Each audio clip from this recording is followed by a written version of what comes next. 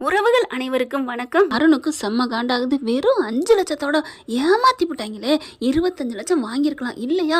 அவனை ஒரு 10 வருஷமா அது உள்ளார தள்ளியிருக்கலாம். அந்த செல்வத்தையும் முத்துவையும் வீணா போச்சேன்னு பயங்கரமாக என் ஃப்ரெண்டுக்கிட்ட பேச அப்படியே பார்க்குறாங்க சீதா. அட பாவி, உனக்கு இன்னும் அடங்கலையா? ஐயோ அத்தை, உங்கள் பிள்ளைய நீங்கள் தான் அத்தை திருத்தணும், நீங்கள் தான் அவருக்கு நல்ல புத்தியை கொடுக்கணும் அப்படின்னு வேண்டிக்கிறாங்க. திரும்பி பார்க்குறாரு. என்னை பார்த்து ஐயோ இவன் லூஸ் மாதிரி புலம்புறானே, அத்தை நீங்கள் தான் இவருக்கு புத்தியை கொடுக்கணும் அத்தை அப்படின்னு தானே வேண்டுனேன். அட்டப்பாவி, இதெல்லாம் கரெக்டாக கண்டுபிடிக்கிறான். ஆனால் அடுத்தவங்க நல்ல மனசை மட்டும் புரிஞ்சுக்க மாட்டேங்கிறானே. என்ன பண்ணுறது சீதா, எங்கள் அம்மாவை அப்படி பண்ணிவிட்டானே, அப்புறம் நான் எப்படி அவனை புரிஞ்சுக்க முடியும் அப்படின்னு அருண் சொன்னோன்னே அப்படின்னு அதிர்ச்சி ஆகிறாங்க. ஐயோ, இவன் முன்னாடி எதையுமே யோசிக்கக்கூடாது அப்படின்னு அங்கிட்டு போக, ஆமாம் என் முன்னாடி யோசிச்சா நான் கண்டுபிடிச்சிடுவேன் தான். ஐயோ, இதை கூட சொல்கிறானே அப்படின்னு போயிடுறாங்க. அதுக்கப்புறம் நான் கிளம்புறேன், ஒழுங்கு மரியாதையாக வீட்டில் இரு, சும்மா உங்கள் அக்கா மாமா உங்கள் ஆத்தா அப்படின்னு போகிற வேலை வச்சுக்காத. ஆட பாவிங்களா, என்னங்கடா கல்யாணத்துக்கு முன்னாடி கையப்பொடி காலப்பொடின்னு அவங்க வீட்டில் வாரி வாரி காரி காரி துப்புனாலும் ஒத்த காலில் நின்று கல்யாணம் பண்ணிட்டு வரீங்க. அதுக்கப்புறம் வீட்டுக்கு வந்துட்டாங்கிற திமுறில் வெளியில் போகக்கூடாது, அங்கே போகக்கூடாது, இங்கே போகக்கூடாது. என்னங்கடா பத்திரமா இருன்னு சொல்லு. ஓகே, அடே அப்பா என்ன உலகமா. இப்போ பார்த்தா அருண் போயிடுறான். அப்புறம் கடவுள்கிட்ட வேண்டுறாங்க நம்ம சீதா, இங்கே பாருங்க அத்தை, உங்கள் பிள்ளைய நீங்கள் தான் அத்தை காப்பாற்றணும், நான் ஒன்றும் பண்ண முடியாதத்த, அவருக்கு நல்ல புத்தியை கொடுங்கத்த அப்படின்னு சீதா வேண்டுது. இவரும் போயிடுறாரு. போயிட்டு அதே டென்ஷனில் இருக்காருச்சே, வீட்டில் இருந்தால் நிம்மதி இல்லை, வெளியில் வந்தால் நிம்மதி இல்லை அப்படின்ட்டு ஒருத்தவங்களா பார்க்க அங்கே ஒரு ஆர்டர் வருதுங்க. அதாவது காலில் வரும் இல்லையா, ஓவர் அப்படின்ட்டு இங்கே பார்த்தீங்கன்னா தவறான பொருளை கடத்திட்டு போகிறாங்க, எல்லாத்தையும் செக்அப் பண்ணுங்க அப்படின்னு சொல்கிறாங்க. சரின்னு சொல்லிட்டு ஒவ்வொன்றா மறைச்சு கேட்டுக்கிட்டே இருக்கிறாங்க. அதை கொண்டுகிட்டு வராங்க பார்த்தீங்களா. அவங்க நிற்காம வண்டியை எடுக்க இவர் என்ன பண்ணுறாரு, கதவை திறந்துடுறாரு. ஆனால் அதுக்கப்புறம் தாங்க வண்டி எடுக்கிறாங்க. அருண் அப்படியே கையில் அந்த வண்டிக்குள்ளே மாட்டிக்கிறாரு. கதவோட கீழே விழுக முடியல, உள்ளுக்கவும் போக முடியல. ஐயோ காப்பாற்றுங்க அப்படின்னு சொல்லிட்டு போயிட்டே இருக்கு. வண்டி கொஞ்சம் தூரம் போயிருதுங்க. ஐயோ காப்பாற்றுங்க சார் அப்படின்னு அங்கே இருக்கிறவங்களும் சீக்கிரம் அப்படின்னு அலர்ட் பண்ணுறாங்க. ஆனால் இவங்க குறுக்கு பாதையில் அப்படி வேற பக்கத்து வண்டியை திருப்பிடுறாங்க. இவங்க போலீஸ்காரங்க என்ன பண்ணுறாங்க, அங்கங்கே இருக்கும் இல்லையா செக் போஸ்ட்டு, அலர்ட் பண்ணுங்க, அலர்ட் இந்த மாதிரி நம்ம ஆள் அருணுங்கிறவரை கடத்திட்டு வராங்க, அவங்க வண்டியில் ஏதோ கடத்துறாங்க போல இருக்கு அப்படி இப்படின்னு சொல்ல, ஓகே சார் ஓவர் நாங்கள் பார்த்துக்கிறோம் ஓவர் அப்படிங்கிறாங்க. இவன் பார்த்தீங்கன்னா இந்த பக்கத்து வண்டியை விட்டுறாங்க. அங்கே போயில அதுவும் கொஞ்சம் நல்ல ஏரியா தான், பார்த்தா டீ கடை அது இதுன்னு இருக்குது. ஆனால் அங்கே செக் போஸ்ட் இல்லை, அதனால கொஞ்சம் தைரியமாக போகிறாங்க. போகிற பக்கில் பார்த்தீங்கன்னா வண்டி டமால்னு டயர் வெடிச்சு நின்று போயிடுது.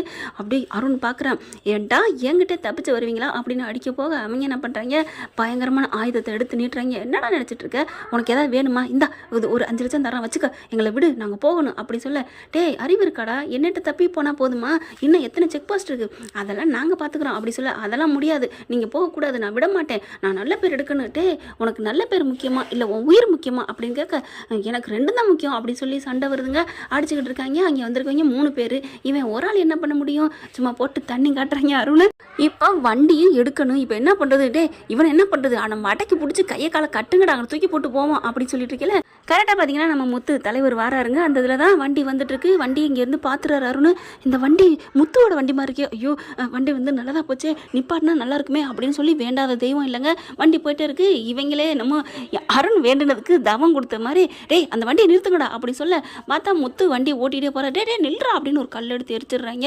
அப்படியே அது ஒரு ஓரமாக போய் நிப்பாட்ட தான் வண்டி போயிருக்கு. ஏன்னா முத்து யார் சொன்னால் நிப்பாட்டிட்டு வரலையா, அதுக்குள்ள கண்ணாடியை உடச்சிடுறாங்க. வேகமாக கதை திறந்து டேங் கொய்யால அப்படிங்கிற மாதிரி, யார் அது எவன்டா அவன் கல்லை விட்டு இருந்தது அப்படிங்கிற பார்த்தா ரவுடிங்க கையில் ஆயுதம் வச்சுருக்காங்க.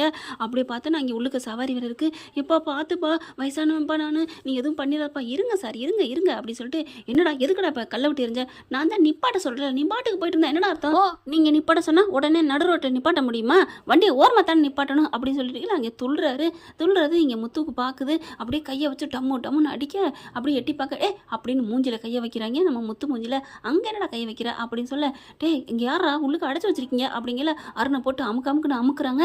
முத்து பார்க்குறாங்க, தெரிஞ்சு போயிருது. டே அப்படிங்கிற, டே உனக்கு மரியாதையாக வண்டி எங்கிட்ட விட்டுட்டு நீ பாட்டுக்கு போயிட்டாரு, உங்களுக்கு எங்கள் வண்டியை வேறு கொடுக்கணுமா அப்படின்னு முத்து என்ன பண்ணுறாங்க, கையை முறிக்கிறாரு, ஃபைட் பண்ண ஆரம்பிக்கிறாரு. டே இவன் நம்மக்கிட்ட அடி வாங்கிய போகிறேன் அந்த உலகத்தை விட்டு வாங்கடா அப்படின்னு சொல்லி, அண்ணே இவன் அவனை நீ ஒரு ஆள் பிடிச்சிக்கடா, நாங்கள் 2 பேரும் இவனை பார்த்துடுறோம் அப்படின்னு சொல்லி சண்டை போட 2 பேரும் தும்சம் பண்ணிடுறாரு. அடி முத்து சும்மா விடுவாரா என்ன, அடிச்சுக்கிட்டு இருக்கேல, சரி போனால் போதுன்னு வண்டி எடுத்துகிட்டு போவோமா வாங்கல எட்டி பார்த்துறாரு. அருண் இருக்காரு. அருணை பார்த்தோன்னே முத்து அப்படின்னு கத்திடுறாங்க. அருணா அப்படின்னு சொல்லி சொன்ன கையோட அருணை பார்த்தோன்னே ரொம்ப வெறி வந்துடுது. அட்டை 2 பேர்த்தையும் அட்டி கும்மிரிட்டு ஐயோ அம்மா அப்படின்னு அப்படியே அவிஞ்ச கறி மாதிரி நொந்து போயிடுறாங்க.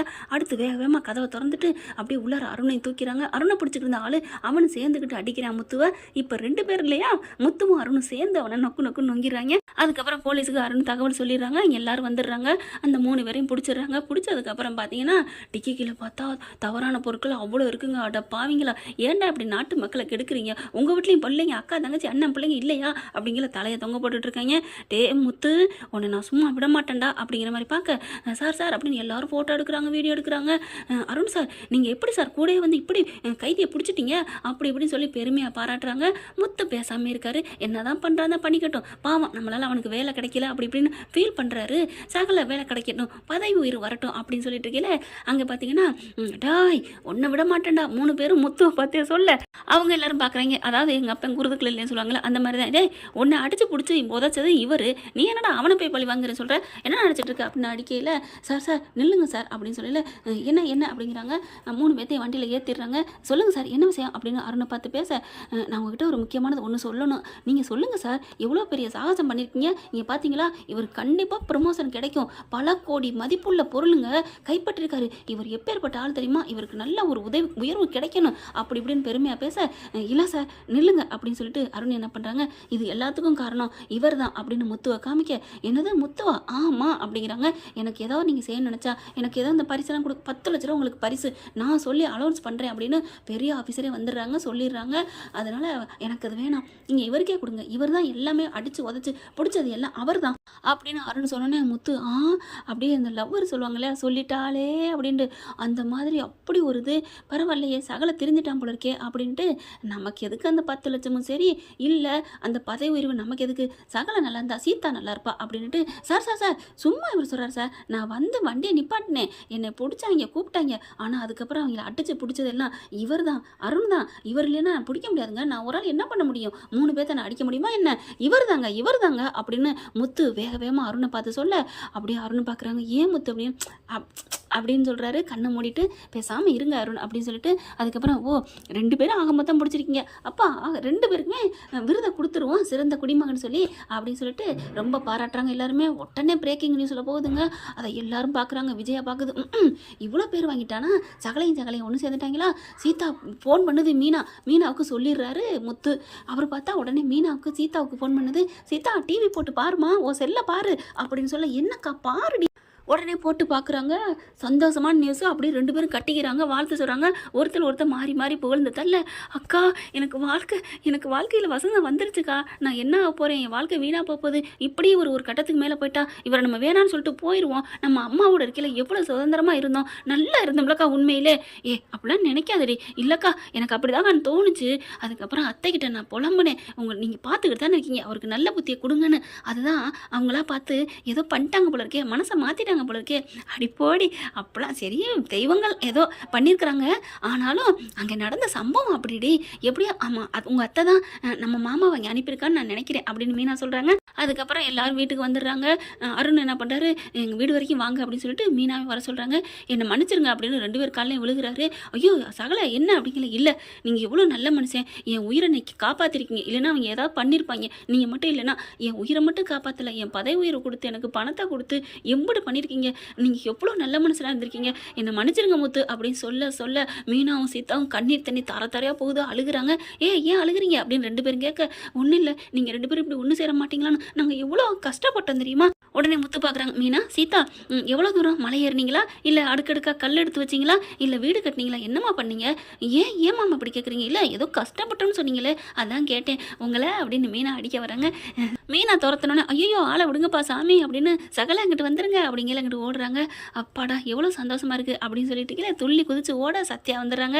சத்யா மேலே போய் மோதிக்கிறாங்க. அருண் அப்படியே மச்சான் என்ன அப்படிங்கல, மாமா அப்படிங்கல, ஒன்றும் இல்லைப்பா நீ தான் பார்த்துருப்பிய அதுக்கு தான் வாழ்த்து சொல்ல வந்தோம் அப்படின்னு சொல்லி வாழ்த்து சொல்கிறாங்க. ஸ்ருதி வந்துடுறாங்க.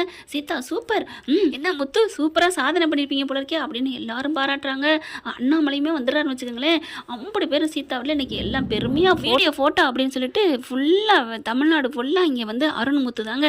எதை திறந்தாலும் ஃபேமஸ் ஆயிட்டாங்க அப்படி தாங்க சொல்லணும். இப்படி நடந்தா நல்லா தானுங்க இருக்கும். பார்க்கலாம். தேங்க்யூ. இந்த வீடியோ உங்களுக்கு பிடிச்சிருந்தா தயவு செய்து லைக் பண்ணுங்க. இன்னும் அப்டேட்ஸ்க்காக சேனலை சப்ஸ்கிரைப் பண்ண மறக்காதீங்க. நம்ம கிட்ட இருக்க எல்லா சேனல்ஸோட லேட்டஸ்ட் வீடியோ அப்டேட்ஸ்க்காக மேல ரைட் சைடுல காட்டுற லிங்கை கிளிக் பண்ணி வாட்ஸ்அப் குரூப்ல ஜாயின் பண்ணுங்க. உங்களிடம் விடைபெறுவது நான் உங்கள் மெஹர்.